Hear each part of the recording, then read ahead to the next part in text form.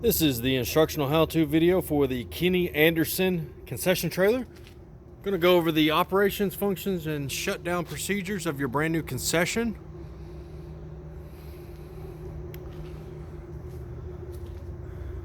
So while I'm here at the propane tank, when I turn the gas valve on, pressurizing the line to this point, I've made sure that the exhaust fan is on and all of the control knobs are in the off position for this regulator. And when you turn this regulator on, as it is at this moment, you should hear the line charge itself, which is going to be nothing more than the sound of shh, and that's it. If you had continuous gas flow coming through your regulator at your initial startup, you want to immediately shut that valve off like so. Again, I've got everything running inside, but you immediately want to shut that valve off, as you had seen, running opposite of the pipe. The reason this is mentioned is this pipe does run down and hugs the frame of your trailer. And while driving down the road, things such as tires, blocks of wood, rocks, anything of that is road debris going under the trailer hitting this Schedule 80 pipe can damage or break it. So the most important thing at your initial startup is making sure, again, all the equipment's in the off position as far as your cooking equipment. Make sure you have the exhaust fan on, and when you turn this regulator on, you're listening through this regulator. Right now I have the pilot lights lit inside. You can't hear the gas for those pilots. It's so very little. But if you had one of those burners on, you would hear the gas flow. If you had a break in the pipe, you would hear the gas flow coming through. And it's very imperative to pay attention to that at the initial startup. Propane is highly flammable, highly explosive. It is a heavy gas, and so if there was a break in the piping below, it would hover under the trailer, and if a spark was to ignite, it could be a very fatal situation. No event is worth not paying attention to that itself at startup. Got water in the tank, water heater plugged in, water pump switch on.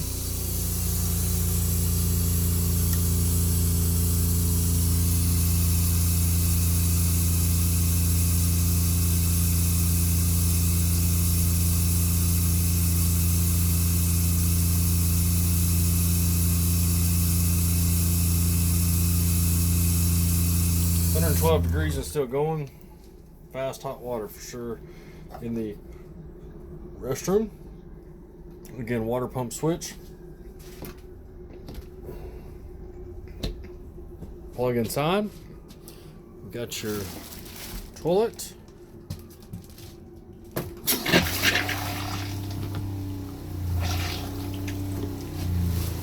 Foot flush toilet.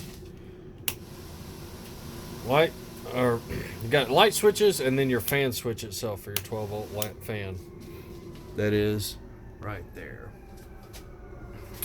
LED light, 100 amp panel, all 20 amp independent circuits.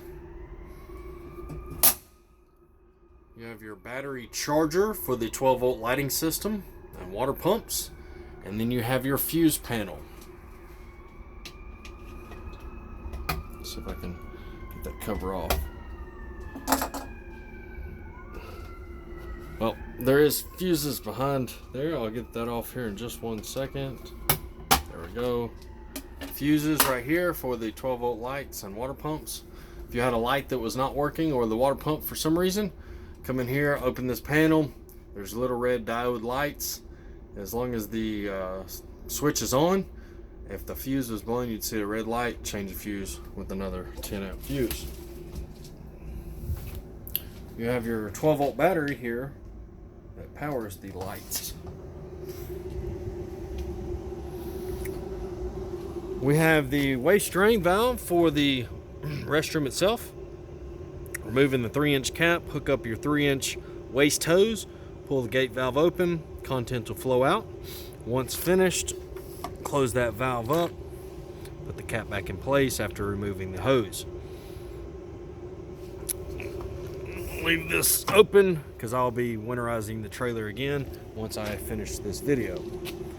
You have your city water fill for the kitchen itself. This is the non-pressure side for filling the freshwater tank and using the water pump. Or you can bypass and run your pressurized side, which is bypassing the tank and pump with your NSF approved food grade water hose. For the non-pressure side, take some bleach periodically and pour a little bit in the freshwater tank for sanitational purposes. We have the waste drain valve for the kitchen itself. Again, removing the 3-inch RV cap, putting on your 3-inch RV hose, and pulling the gate valve like so will relieve the contents from the tank. Periodically, you'll want to put bleach in the drains for not only the kitchen but as well as for the restroom to help with the contents being in the waste tank when it is very hot and you go to dump or rid the tanks for the contents. Then you have your waste drain valve itself for the hand wash sink.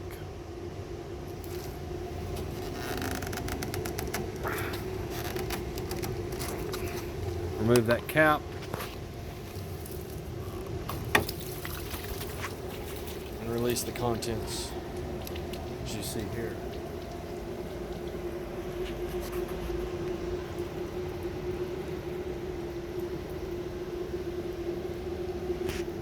Rear railing is removable.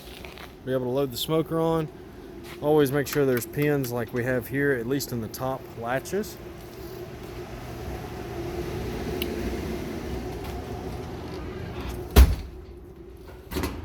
Thermostats get provided right before the unit leaves our facility.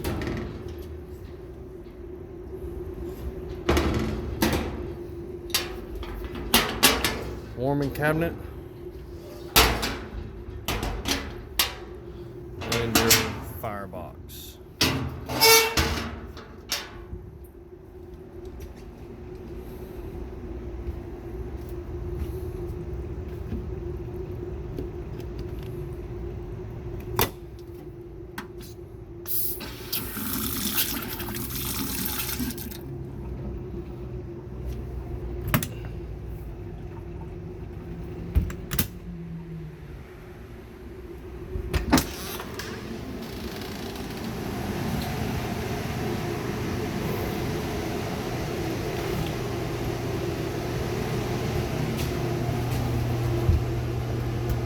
Plug under the concession window. Plug here at the rear wall at the concession window. Stainless steel top.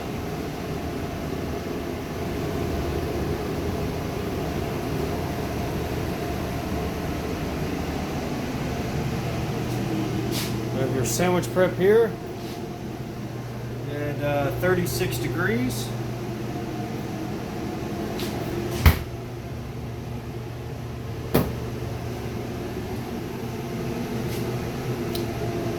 Your fridge here at 34. Paperwork for your cooking equipment is in the fridge. This is the packet for the deep fryer. We don't use the feet that comes with the deep fryer, but it does have the drain tube in here as well. Paperwork definitely needs to be read thoroughly for cleaning and maintenance for your cook line and refrigeration equipment.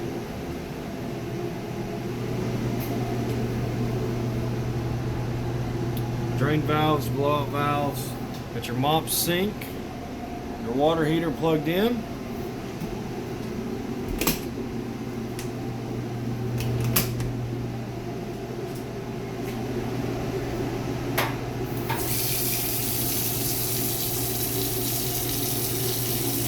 So Before I ever plugged those water heaters in, I had continuous water flow.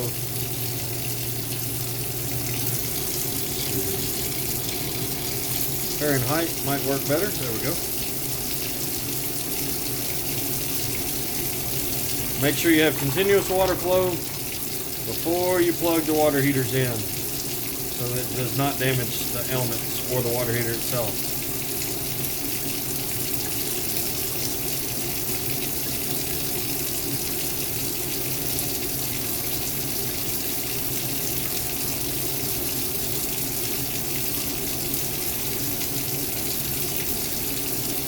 It's still heating up.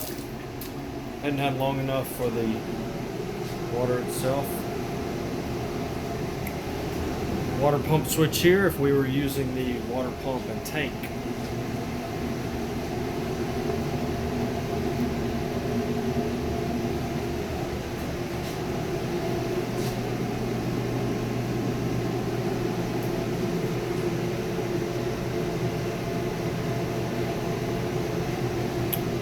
Exhaust fan switch here.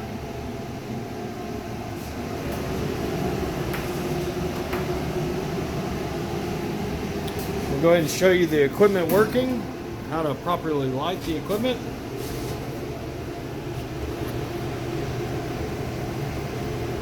Got the thermopile going. It's in the on position.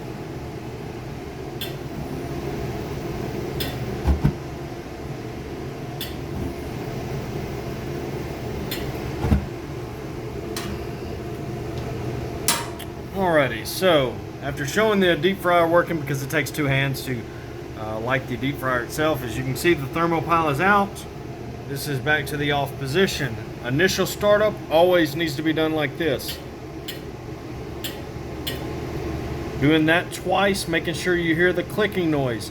That is going to tell me that this thermostat connects with this gas valve. At that point, you can rotate to where the L meets the red dot and allows you to push in.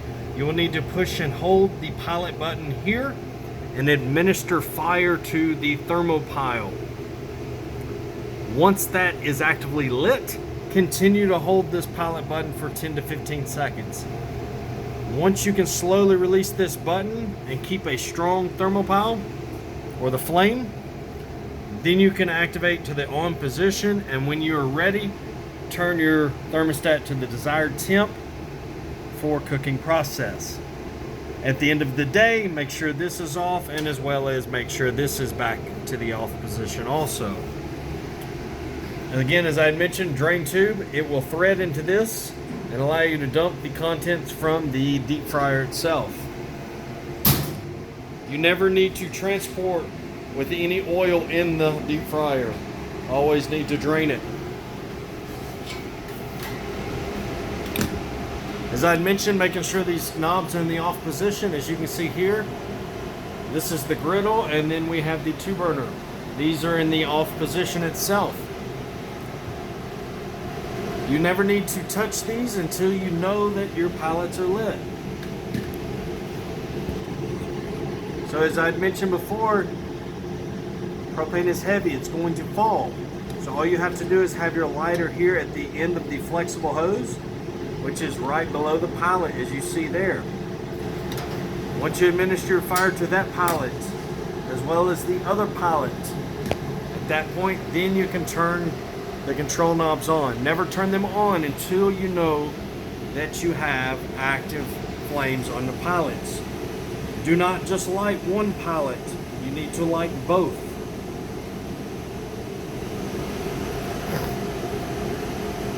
There is a grease pan for the waste that cleans off the griddle itself. You want to monitor that daily as well.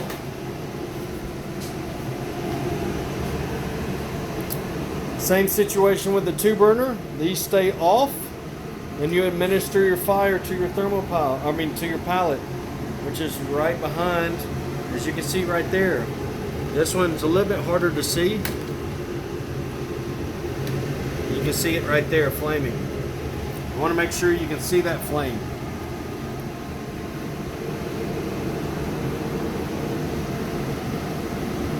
That's how you safely light your equipment. Now you will see that I have a metal wire wrapping the burners to the frame of the unit. That wire does not need to be removed. Eventually, due to excessive heat, as you see right here, it's going to break eventually. Once it breaks, replace it with wire as soon as possible so that these burners do not bounce out in transit. You also find a grease or spillover pan here for the 2 burner itself. Definitely want to make sure that those 2 pans are put in a safe position for transportation itself.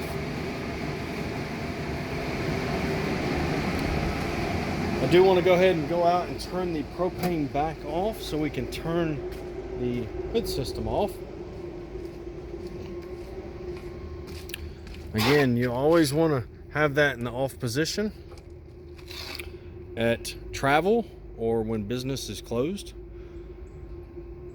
But as I mentioned before, right when I started the video, when you pressurize this line itself, I cannot stress it enough. You know the equipment's in the off position inside. You pull it up to your vent, you check the control knobs, everything's off, you turn the hood fan on. When you turn that, sound is all you should hear. No continuous gas flow coming through the regulator. If so, you immediately shut this off and contact your local gas company or plumbing certified company to come out and inspect the piping and replace what needs to be replaced or fix what needs to be fixed. There is no job, no event that is worth safety. Do not jeopardize any safety, so to speak. Now that the gas is off, I can go ahead and turn that exhaust fan off. Obviously, if you've been in here cooking, you want to leave it on for a little bit to get some of that heat out perfectly fine. With the exhaust fan, you're going to have grease. It's going to eventually go into the filters itself. Obviously, you want to remove these filters and periodically clean them with a mild soap and hot water. Rinse and allow them to thoroughly dry and put them back in place. You want to keep that gap as minimal as possible. You do not want a gap like this because you will have grease blow by behind the filters, which can be a dangerous situation. What grease doesn't collect in the filters goes to the drip tray and goes to the grease cup. Check that daily as well.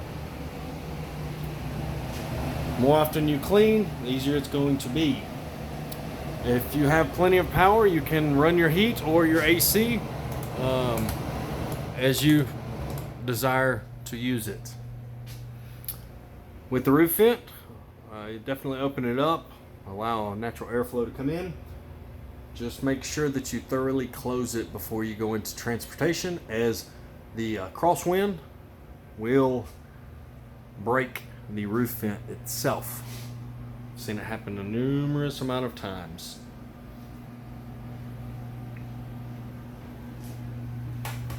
I'll step back and let you be able to see the whole inside of the trailer.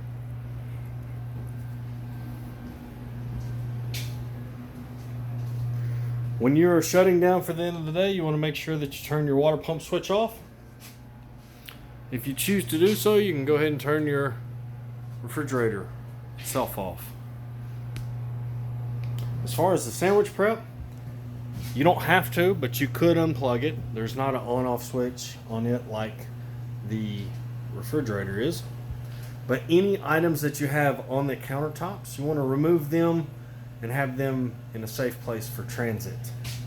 Again, you're going to have 2 pans, which on initial leaving, we will put these in the fridge for your safe transit home. You want to make sure that those light switches are in the off position also. I'm going to leave them on as we continue to go around the trailer so that I can be able to show you all the lights working.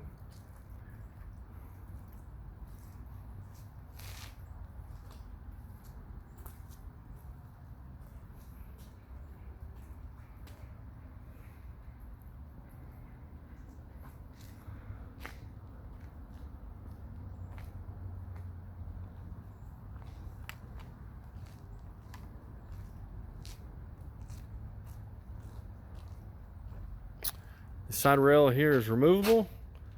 As you see, pins on both sides. You want to make sure that you have those on both sides in transit also.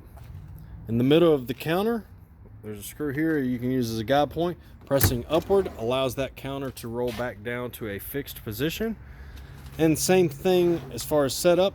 Once you get to your 90-degree mark, pressing upward is going to allow that to go to a stationary position. As you'll see here, a little tab rolls in and out every time you press up. Just press upward in the center itself. As far as the concession window, be able to shut down that door itself for transit.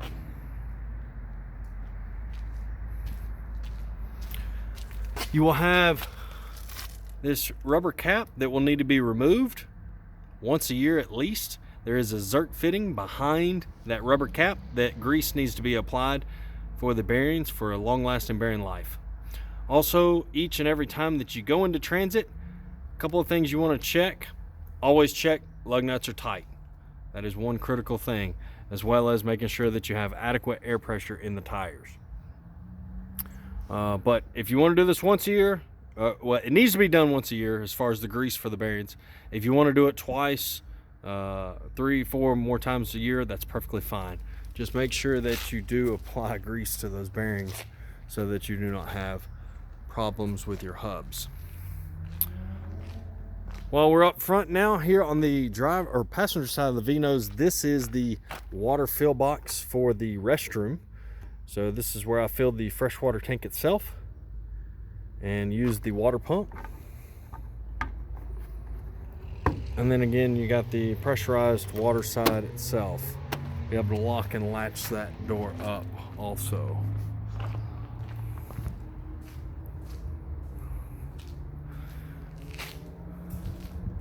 So here after this video, I'm gonna go ahead and winterize the trailer again, just due to any possibility for cold weather. But we thank you for taking the time to view this video. I make these videos to be able to show the customer their product before they get here, and or if the unit is being delivered, so the customer can see their product completed and working. If you do have any questions or concerns about this video or anything on your trailer, please do not hesitate to reach out to us. We'll be glad to assist in any way. We thank you so much for your business and wish you the very best.